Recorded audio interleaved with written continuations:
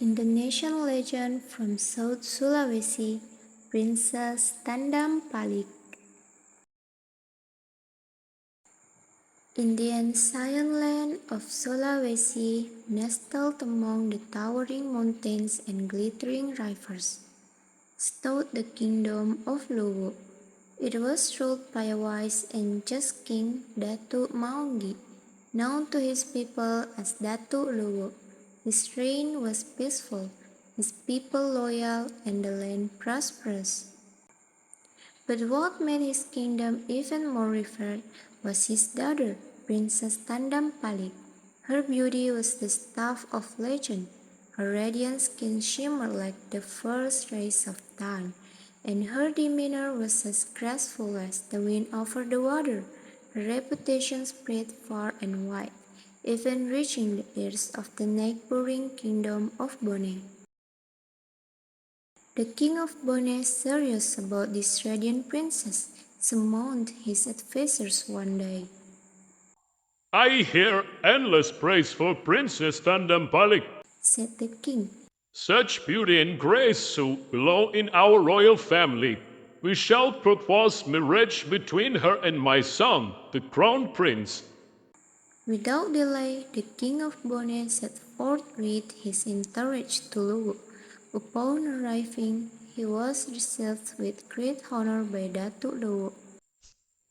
"Welcome, King of Bone." Datuk Luwu greeted warmly, though a hint of unease flickered in his eyes. The king of Bone smiled and spoke directly. "I come with a proposal for your daughter, Princess Tandampalik, to marry my son, the crown prince of Bone." Though the offer was tempting, Datuk Luwu hesitated. Tradition forbade the princess of Luwu from marrying into another kingdom. Yet rejecting the proposal might spark conflict, something he couldn't bear for his people. After a tense silence, Datuk Luwu nodded. "For the peace of our lands, I accept." Preparations began at once for a grand union between the two kingdoms, but as fate would have it, tragedy struck. Just days before the ceremony, Princess Tandampalik's skin began to fester with a strange boils. A foul, unbearable stench emanated from her body, causing great distress to all who saw her. "What is happening to me?" The princess cried in despair, gazing at her once beautiful reflection, now marred by an unknown affliction.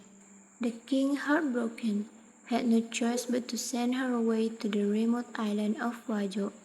It was a place of seclusion, a safe haven where the princess could recover without causing panic in the kingdom. "My daughter, take this statue," Datuk Luwu said, handing her a sacred dagger. "It's a symbol of my love.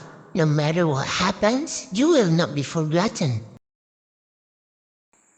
Alone on the island, Princess Tandampalik wandered the shores, her spirit shattered. One day, as she sat by a quiet lake, a white buffalo approached her. Its eyes were gentle, its presence soothing. Without warning, the buffalo began licking her wounds, its throat taut, moving over the decaying shores. "Stop! What are you doing?" She murmured, too weak to move. But as the buffalo continued, something miraculous happened. Slowly, her skin began to heal, the sores disappeared, and her radiant beauty returned, even more breathtaking than before. Tears of gratitude filled her eyes as she embraced the buffalo. "You have saved me.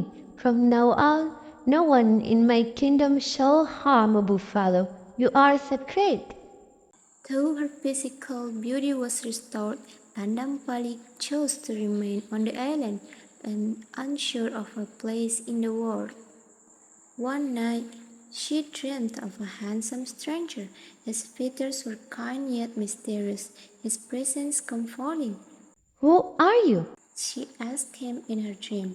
The stranger smiled. Will you marry me? Startled, she woke up before she could answer. Who is she? She wondered. Meanwhile, back in the kingdom of Bone, the crown prince had gone hunting and lost his way in the dense forest. Exhausted and disoriented, he stumbled upon a small cottage. Perhaps I can find shelter here. He thought and knocked on the door. To his surprise, the door was opened by none other than Princess Tandampalik, though neither knew the other's identity. Hi, can you help me please? He said. I've lost my way and need shelter for the night. Tandampalik stared at him in disbelief. His face was identical to the man she had dreamed of. Who are you? She stammered, but quickly composed herself. They both spent the night talking, finding an unspoken connection between them, yet neither revealed their true identities or their royalties. The next day, the prince thanked her and went on his way, and Tandampalik returned to her musings by the lake. Still thinking of the man from her dreams, she didn't know that the man who had stayed in her cottage was the prince she was destined to marry. Back in their respective kingdoms, both the princess and the prince confided in their parents. I have met someone that, Princess Tandampalik told her father. but I don't know his name or where he is from. My heart tells me he is the one I am meant to be with. The prince echoed similar sentiments to his father. I found a girl in the forest and she has captured my heart, but I don't know her name. Despite their personal desires, both were bound by the impending marriage arranged between their kingdoms. Neither realized that the mysterious stranger in each other's life was their betrothed. Finally, the day of the wedding arrived. As Princess Tandampalik entered the grand hall, she gasped in surprise. Standing at the altar was the prince she had met in the forest. You? They both exclaimed, looking in disbelief. It was then they understood. Fate had intertwined their lives from the beginning, guiding them to one another even when they didn't know it. The moral of Princess Tandampalik is, life often unfolds in ways we don't expect, but trust in the path, for fate has a way of leading us to where we belong.